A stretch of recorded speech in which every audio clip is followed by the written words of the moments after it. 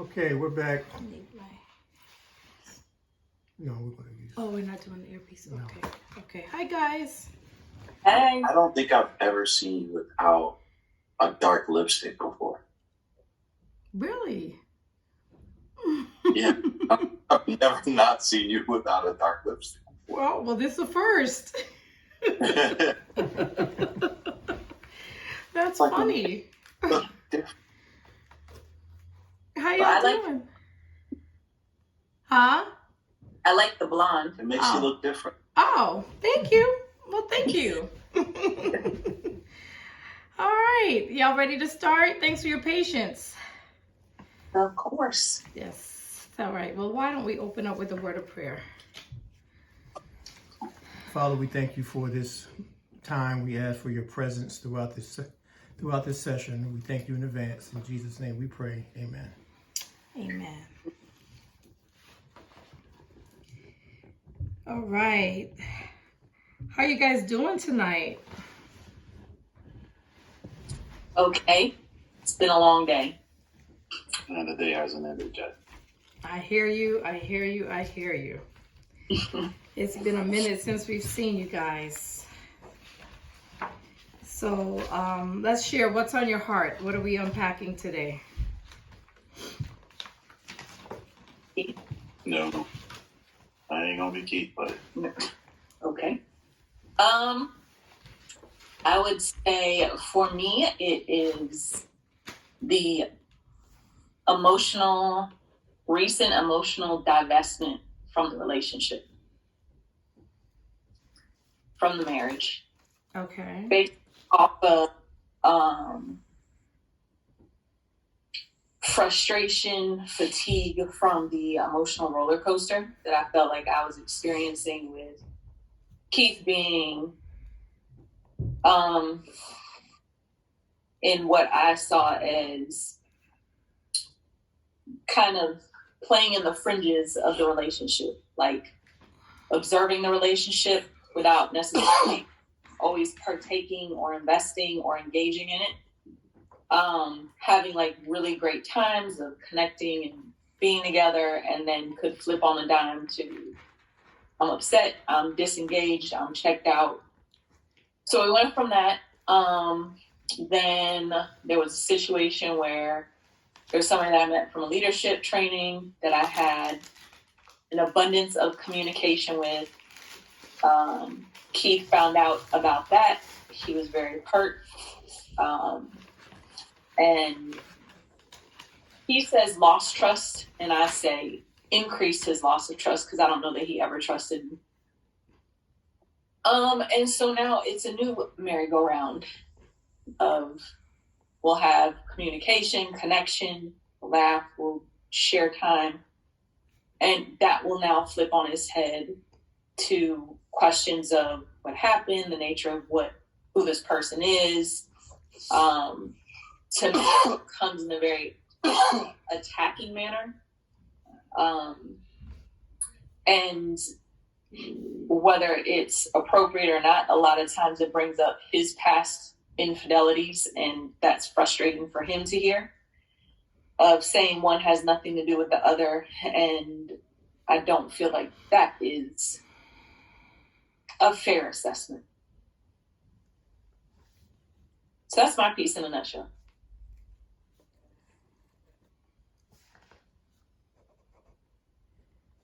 All right. Thank you for sharing that, Dahlia.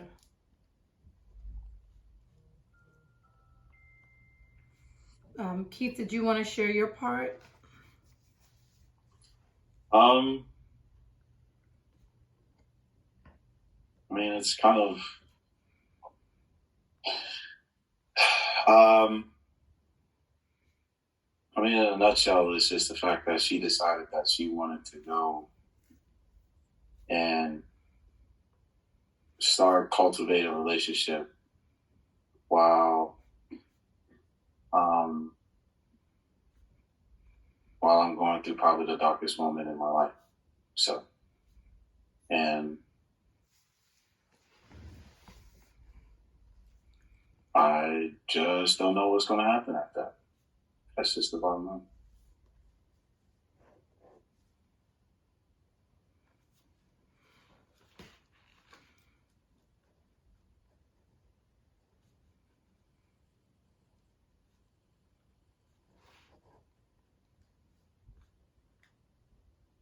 What's happening in your life for it to be the darkest moment of your life, Keith? I lost my father. I lost my friend. I lost my mentor. I lost the rock. About 6 months ago. Chuck, almost to the day, to be honest with you. And so, yeah. I'm sorry for all your losses. So sorry to hear that. You said you lost your father, your friend, and your mentor are 3 different people. No, it's one. All in one. It's my uncle. He pretty much raised me. Okay. And so I've never, ever dealt with a loss in my life in this kind of magnitude. Mm-hmm. And so it's kind of hard to just even, some days, even live. So, yeah. How long ago did he pass? July 4th, so 6 months ago. Okay.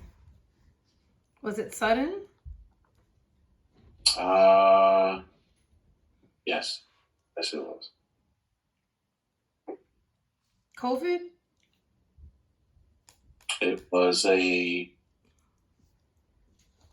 so basically about 2012,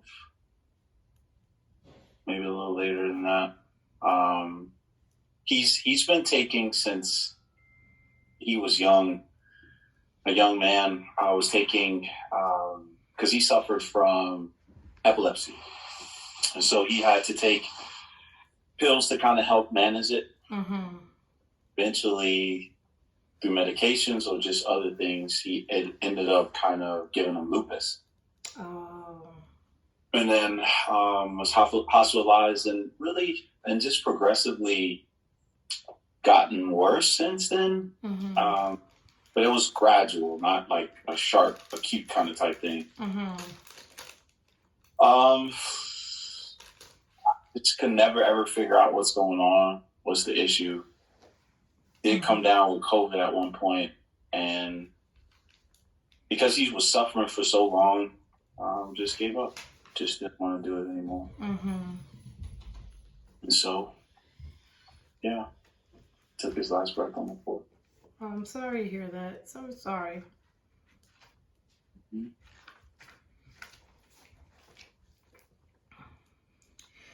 So,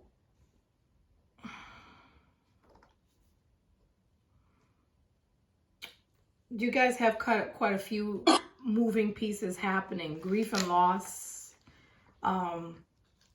historical issues that kind of are bleeding into present issues now.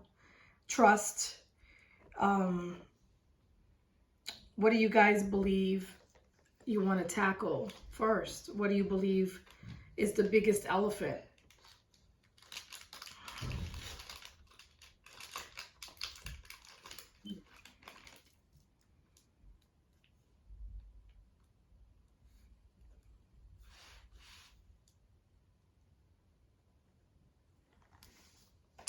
Is it like per individual?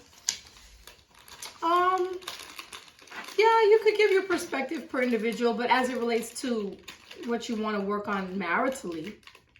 Mm-hmm. If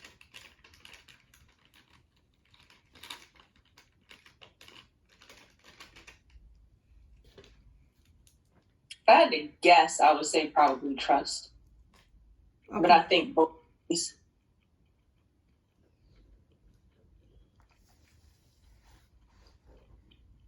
But I think a big part, I say that, but a big part for me is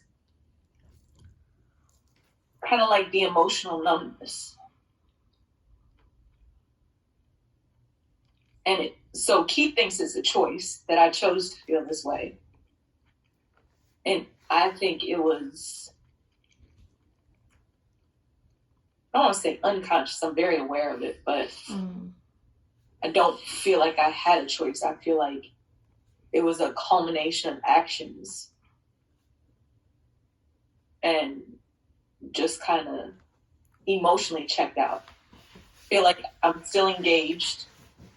I'm still participating. I'm still, we go do things and we still have a sex life. We still watch movies. We still go for walks, but it's different. Everything's different.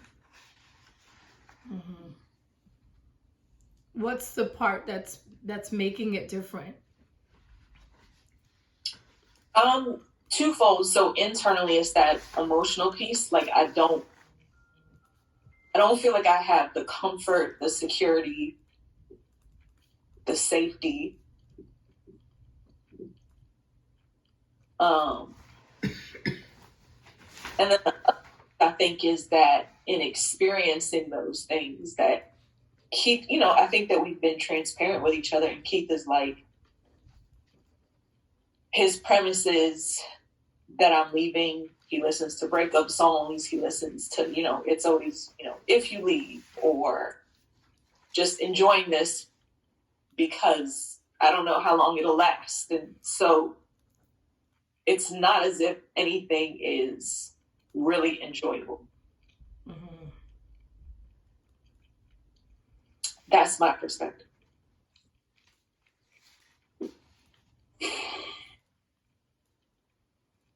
Okay. What's your perspective, Keith? If I'm honest, I don't know if I have one anymore. Quite frankly, I think that's the part that is it's difficult for me, and it's been challenging for me just in this relationship, and where you think that you're kind of articulating your concerns or your feelings or being vulnerable, but it's misunderstood every step of the way, right? Or it's minimized, or it's brushed off. And so I'm just being honest. I don't like to be like in such a dark situation. There's someone to make a choice, and a consistent and intentional choice to cultivate a relationship, and then minimize it or don't even call it what it is. And even at some points, or even initially at the beginning of it, make it minute and not big of a deal. I really don't know what's going on, to be honest with you. For me, I just try to continue to, I guess, really, like she said, enjoy the moment, because I don't know. Like I don't know what's going on, because it was something that was, I said to her, it was deceptive, because here I'm thinking there's one thing going on, there's a totally different world that's out there. And so it's the same way now. Like I could think that, and I could plan, I could do all these different things, but she's not emotionally invested in the whole thing, and we're just here just floating with no real anchor. So I don't know if I really have a perspective. It's just here. It's bad enough I'm already here just walking around this earth now, because I just feel like I'm just don't have anything, with the loss, and definitely through this breach of trust, for sure. I just don't know. I don't know. I have no clue.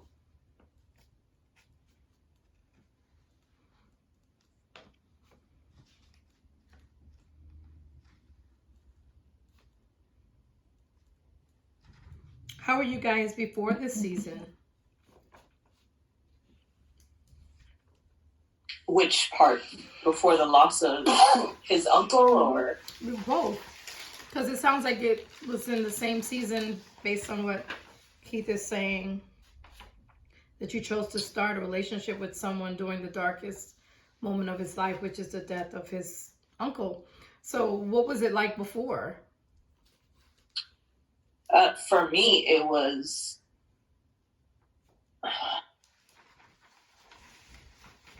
the roller coaster, similar to what we talked about from a while back, where it didn't always feel safe because just because it was, a positive time, just because things were going good, like it's almost like a hair trigger on getting a 180. And so it's like, okay, enjoy the good while you can, because you don't know what will quote unquote set him off to get those responses. So, and that was, what I would consistently tell him. This is what I'm frustrated with. This is what, I need the consistency. I need the communication. I need the companionship. And the caring. And it just kind of felt like it would come, and it would come in really grandiose gestures. Like, he did an amazing job for my birthday, did this huge, production of putting together things for my birthday, but we got back home and something happens, or we do a weekend away trip and we come back home and, there's a whole situation with sitting by him on the couch and the remote and his iPad, and that set off the situation. He comes up to the room, the volume's high because I say I like the volume lower. He stopped sleeping in the room for 3 days. So it's like, and that really was the breaking point for me. And that was before anything happened.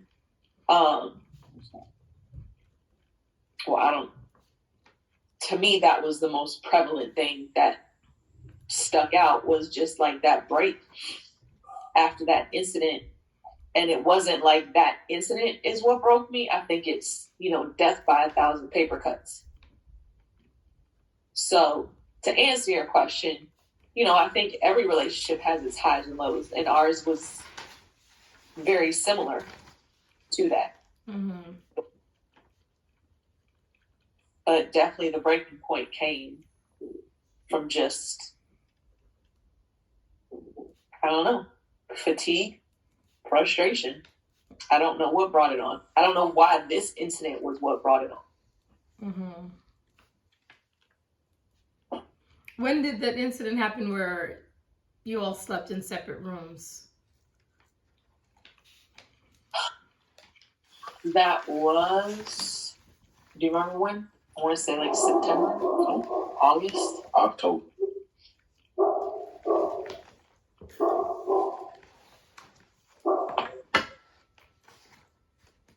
And that was over, what was that over?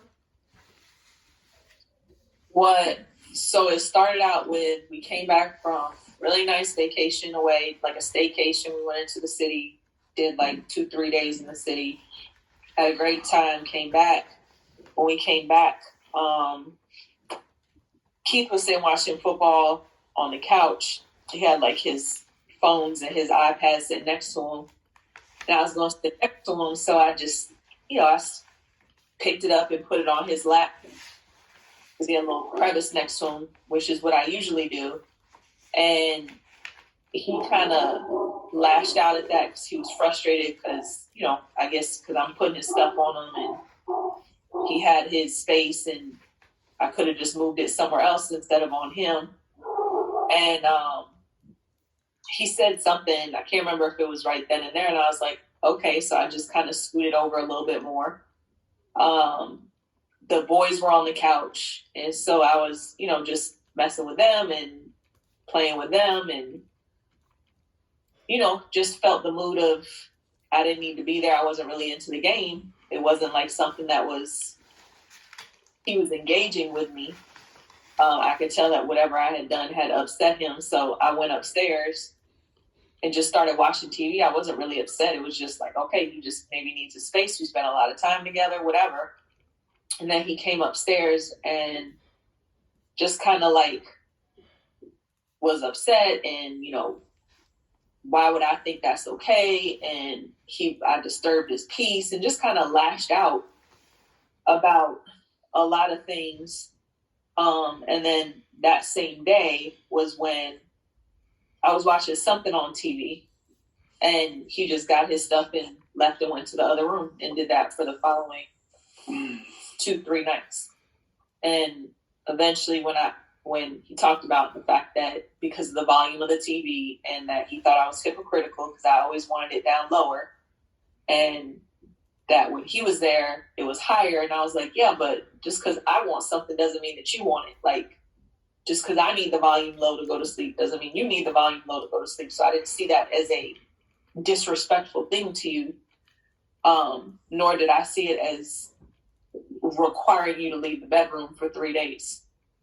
And so it's just like, just tired of arguing, tired of fussing, tired of making it make sense.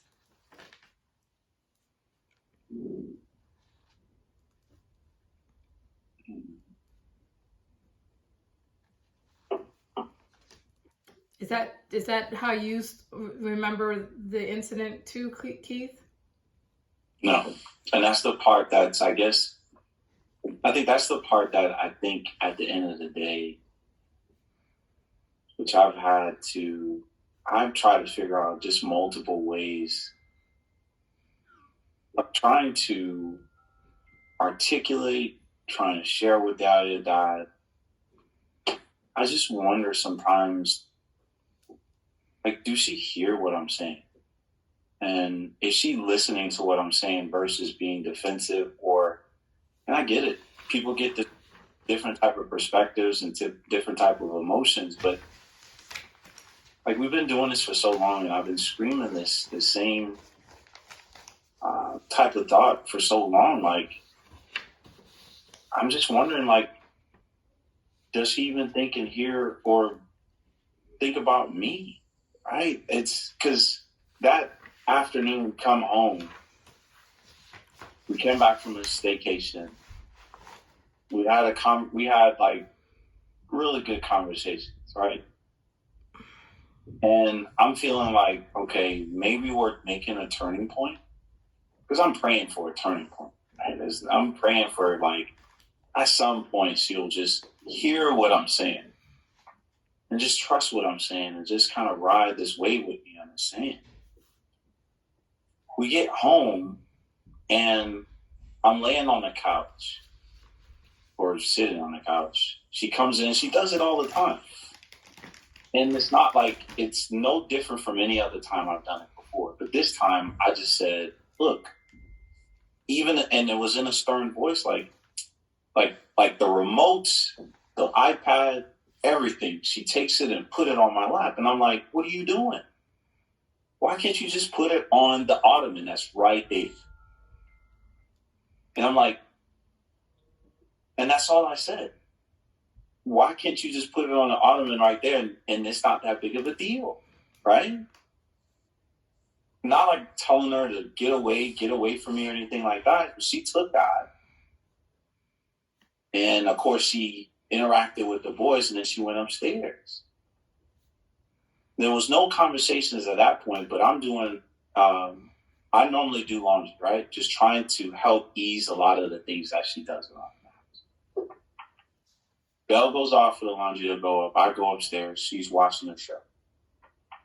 And I said, in a frustrating manner, I said, this is what is so frustrating. Here we have these conversations. It's not about the show. It's about the fact that you are doing all these different things and we're not spending time. And you're doing the same things that you hold me accountable on, but you don't do it. But it comes to this great fight of as if I'm the one that's making a big fuss about a show. I could care less if Dahlia watches a show without me. Because sometimes she probably want to do that. I could catch up and we can talk about it. That could be a talking point. That's not a big deal to me. But it became a fussing and she became so defensive about the show. And I'm trying to tell her it's not about the show. It's about the fact that just being fair and consistent of what you're doing and the expectations. And I've always felt like, for me, if you're going to ask something of someone, surely you can be able to go back and be able to say, if I had this expectation, then I can't do it myself. So I get back to the room later on that night and we're trying to go to sleep. I'm already like on 10 and the volume of it is just loud. And I'm just like, it is not like the first time we haven't had this conversation about, hey, let's just be mindful of the things that we're saying and doing. I just got up and left. And I only did it for 2 nights, not 3, not 4. I did it for 2 nights because I remember the episodes she was even watching, because I could even hear the episodes that she was watching on the next door to the room that we're in. And from then, she said that she checked out. And I just, for the life of me, I just can't still understand. Like, were there any type of reflection on her part of anything that could have been something or been an issue? But I guess not. And so it was just like,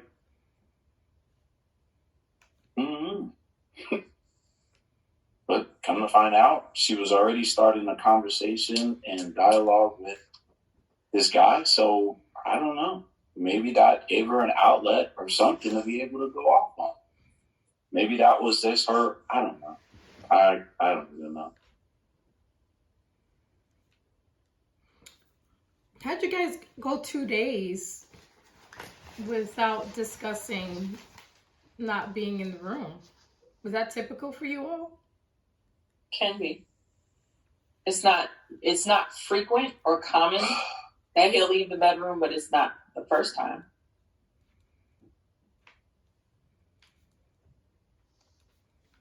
And I guess I'm used to throughout the years, going to silent mode was frequently a coping mechanism for him. So him not talking for a couple of days was not unusual. It hadn't happened recently, but it's still something that has taken place before. Mm-hmm. What usually happens? Who usually breaks the silence? Me.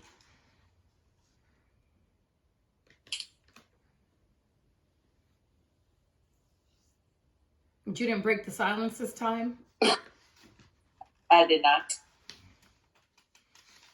So that was the change in the dynamics. In part, yeah. And I just, usually I'm upset, I'm stressed, I'm like all these things when this is happening. And I don't know, it's like this self-protection thing, I guess, where it's just emotionally divested from it. It didn't hurt. I wasn't upset about it. Just let it be.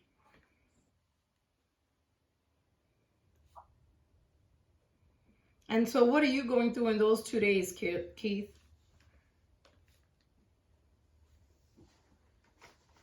I mean, in those days, I'm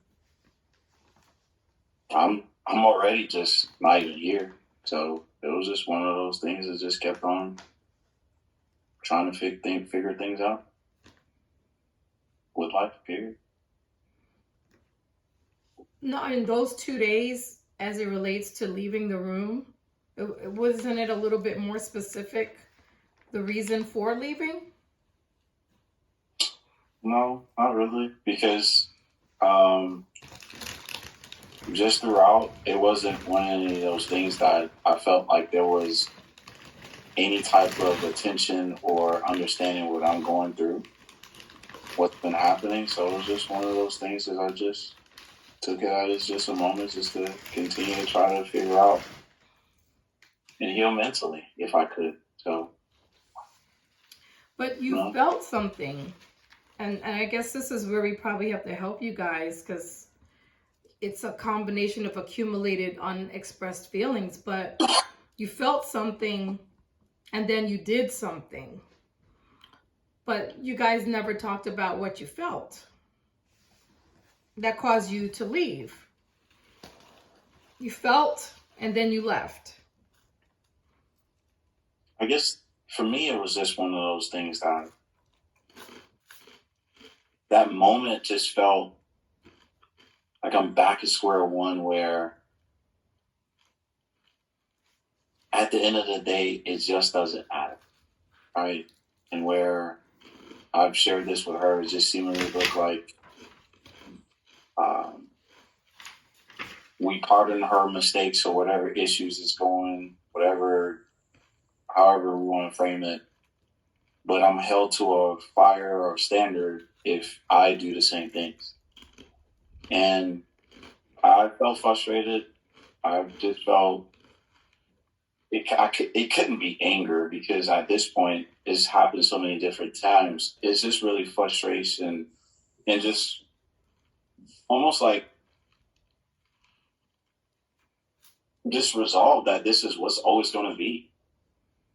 And I just didn't, and I just don't have the bandwidth to be able to kind of deal with it emotionally. And I just left it like that, man. Because I definitely didn't want to lash out or continue on, or something might get triggered. I'm going to say something that is not productive or helpful to the situation. And I'm emotionally just can't even handle it. So I just left it. I just left it.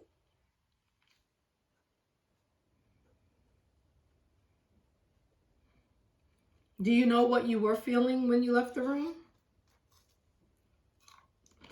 Just really sad, frustrated.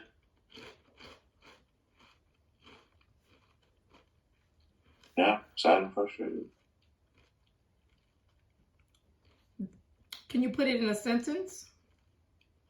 So that if she does After I left, mm-hmm. After I left the room, and there was no. No, I want you to share your feeling before you left the room. Before I left the room, and I see that as I'm laying down and trying to go to sleep, I felt frustrated and sad. Because there wasn't any type of regard for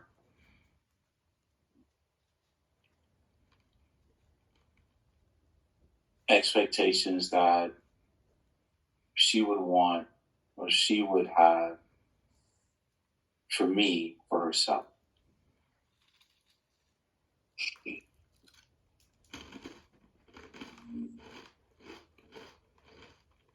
tell us what that means.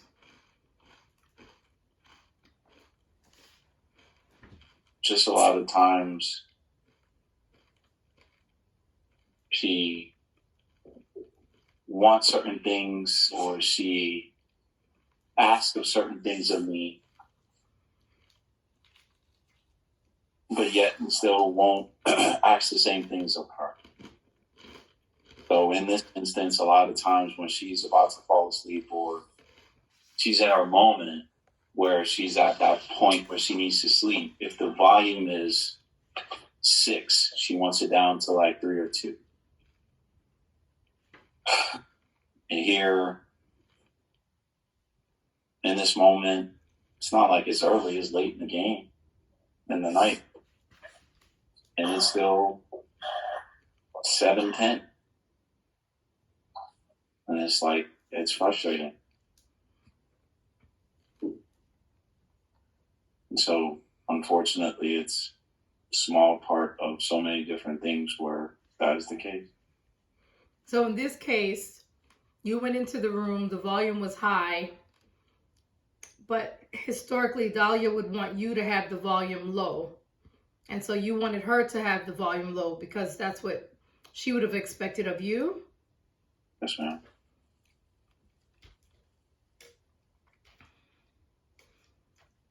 Okay. Is there more to that dynamic? Is it more than just the volume? It is. Okay. Tell us about so that. So that's what I'm saying. That it's almost like it's other things that are similar to that And where a lot of times these are the things that she's expecting of me to do, but she doesn't do them when it's time for her to do. And so for me, a lot of times what I've realized is I don't like for folks to have this hard, fast, high expectations of others, but then yet can't do it for them. They can't do it themselves. And it's something that I've shared with her before. And that's like, I guess it's a pet peeve of mine. I like to say that someone is being a hypocrite when they do that. But I mean, for some odd reason, that really gets under my skin. And when I share that with her, it's brushed off. It's dismissed. It's, hey, that's what I do kind of type thing.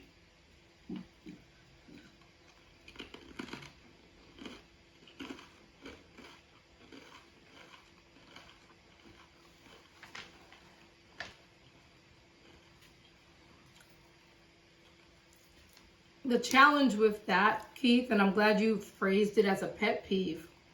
The challenge with that is that if you hold that person to what they're asking of others, then that person doesn't have the flexibility to do something different because they may not want to listen to the volume low anymore, right? So they may want the volume high, or they may now like to put chips on the floor, or they may like to sleep with the bed unmade, or whatever it might have changed. Your communication has got to be about how you feel about that thing versus the other person changing how they feel about that thing. Because the person might change. People change. Maybe she wanted to hear the volume up that day, even if she told you 100 times to turn it down low, right? The onus is still going to be on the person who's bothered by the behavior in any given context. The onus is, this is what we teach anyway. The onus is on me to say how I feel about it. Whether Derek did it 10 times or never, I still need to say how I feel about it. And I think that because if you don't, you're going to go into this rabbit hole.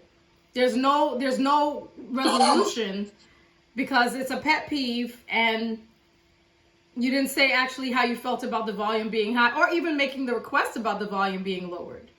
You just went to the second pet peeve, which was that's not something she likes.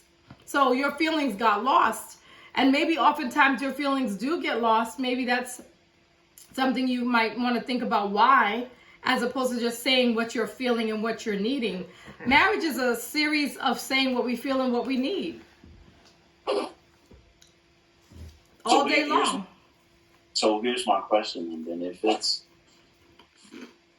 so after you say your feeling, if it's not received or if it's dismissed, what's the next strategy, if you will,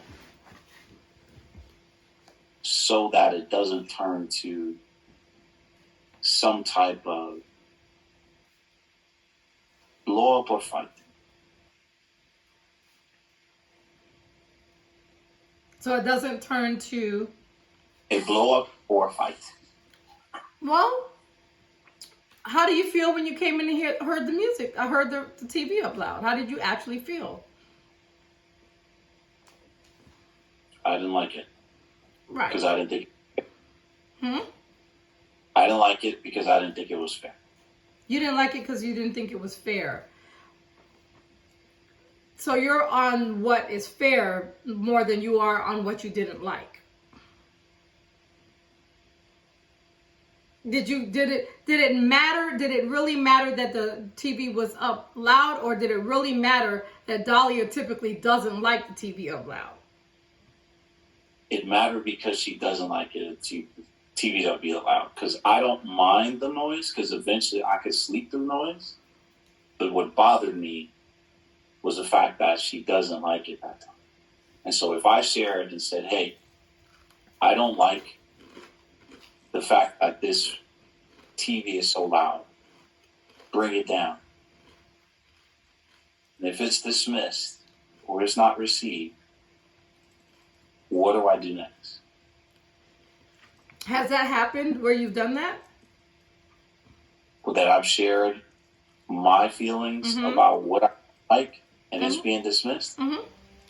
Yes, ma'am. Okay. So that carries over to some of the irritation you might have felt when you went in and the TV was loud. Because if that's your experience, then that's definitely going to play into that experience. Dahlia, did you know that there were things that you've said, that he said, that has been dismissed? He has told me that he feels like things that he has said to me have been dismissed. To me, they're not dismissed. To me, it feels like the expectation is, while I'm hearing him, that there's no opportunity for me to voice how I feel. It's just hear what I've said, and that's it. Don't say anything else. And while I understand that there are times where I could be better at just coming back and responding and doing better at listening and digesting and processing, what he perceives as dismissal is oftentimes what I might, to me, is a legitimate rebuttal. So case in point, where this TV show thing. So he always is coming and telling me, well, you get upset if I start a new TV show without you, but you do it, but you don't have a problem doing it yourself. And I say to him, that's to me a false narrative, because he definitely has had the opportunity and has taken the opportunity to watch plenty of new shows on his own. And I've never complained in like the last 5-6 years. He'll watch I'll sit down and watch it with him, and I'll be like, what's happening? Who's that character? What are they doing? And I'm sure it's annoying, but he pacifies me and he'll fill me in on what's happening in the show. And then he'll watch another 4 episodes of it, and I'll hop back in and, he'll fill me in, whatever. And so that's happened on a multitude of shows, but yet he has this narrative that he still utilizes where he says, well, you get upset if I watch something without you, so it's hypocritical that you would go and watch something without me. And I'm like, but it's not true, because the facts are that you have watched plenty of things without me, and I haven't had a problem with it in recent history. I let it go as far as saying, the way our schedules are, it's not realistic. We could watch a lot of shows together. Get it when you can, and I'll hop in unless there's one specifically I want to watch with you. And he did that. Like, there was a show he was watching. I was like, let me catch up. We can watch it together. And he was cool with it. Not a problem.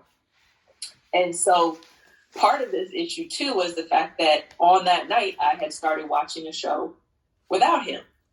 And that was one of the things that came up. And so when I say, like, that narrative that you're telling me is just not true based on facts, then I get the whole, you're being dismissive of what I'm saying.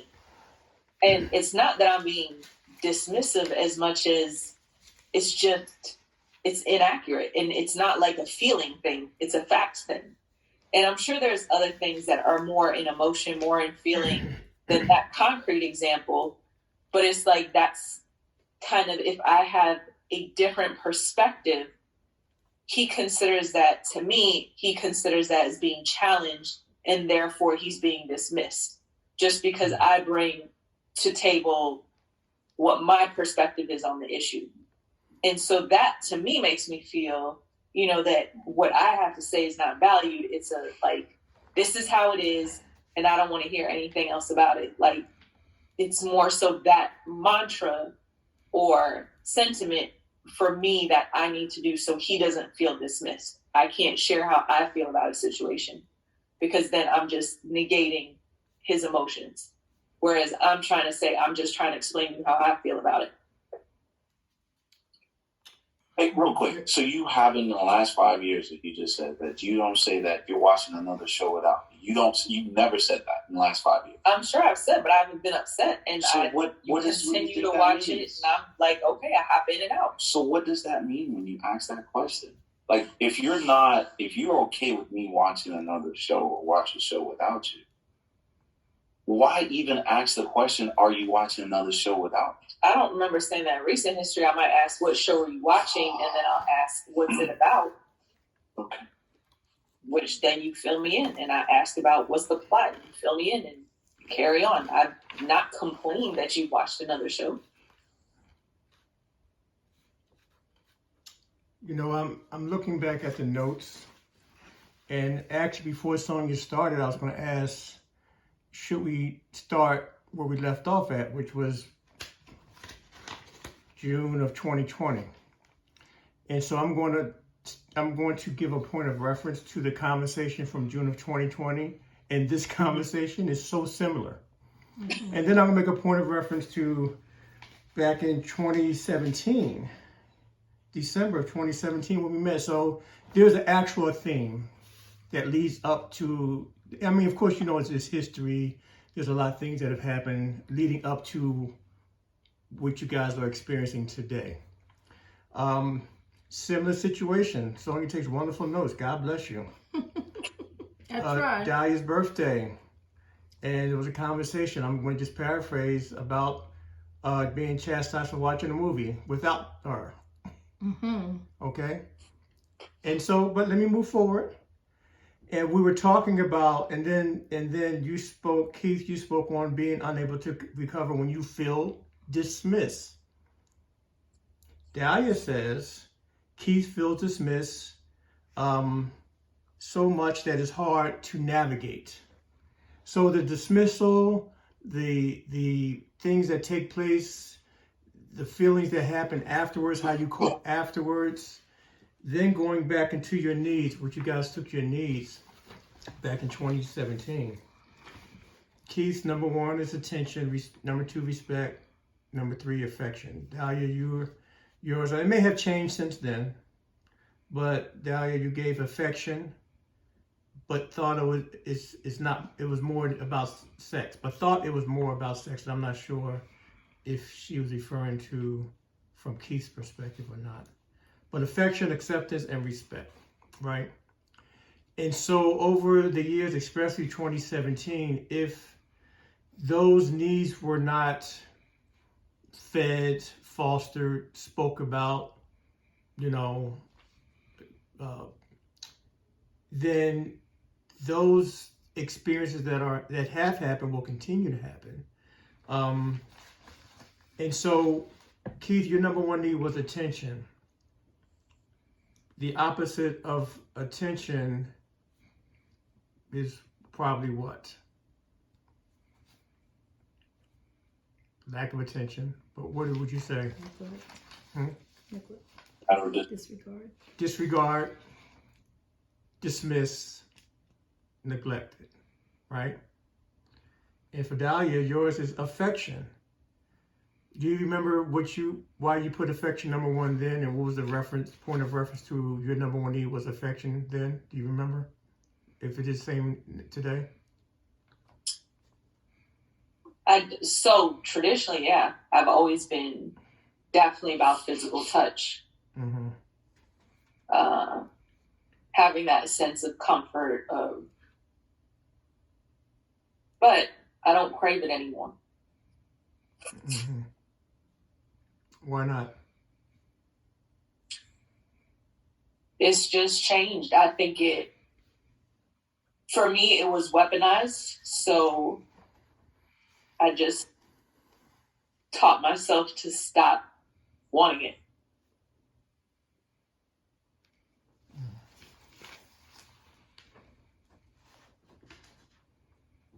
And has it been that way? That was 2017 when you wrote that, when you shared that. So that's what, 4 years? Yeah. Mm-hmm. So, and this is for you both, has there been any effort to, I know we had a session, the next session we had was in 2020, 3 years later, but have you both thought about or talked about or tried to go towards how do you meet that need for the other person? Affection, acceptance, and respect for Dahlia. Keith is attention, respect, and affection. Have you had conversation in that realm? I need affection. I need attention. What does it look like? I would say we've had the conversations. I would say that the commitment to those conversations is what is not consistent. Mm-hmm. Which I find is kind of crazy. I find it crazy because even I still have the document and where it was written out exactly just different things of how it would want Dahlia to meet the needs that I'm asking for. And the response that, like, I mean, it might have lasted a week or so, but the response is just the fact that I'm not a person that's consistent. But then you find out and you realize that she can be consistent. She can be consistent. And that's the part that gets me to the point where I tell her and I share with her is just like I don't know if you want to do this anymore. Because you could be consistent with someone else, but you can't be consistent with me. And that's one of the things I've asked since day one. And it's always been some type of response or reason for it. So maybe it's me. Maybe it's me that you just can't be consistent. Her consistent meaning in regards to her meeting your needs? Yes. Okay. Okay. And Dahlia, has he been consistent in meeting your needs for affection, acceptance, and respect? No. That's not usually the topic of conversation. So what he's referring to is a document, based off of one of these conversations. So I created a document. I was like, look, let's just write it down. And the focus is his needs. And then I'm inconsistent in meeting his needs. And then because I'm inconsistent in meeting his needs, he feels justified that he doesn't need to attempt to make mine. So it's always his response is gauged off of what he perceives my effort to be. And that's just the part that I guess is the misunderstanding of it. If I don't do one particular thing, then it seemingly looks like there's all the other things are not being done. And that's like every effort that I've done to try to get better has been dismissed.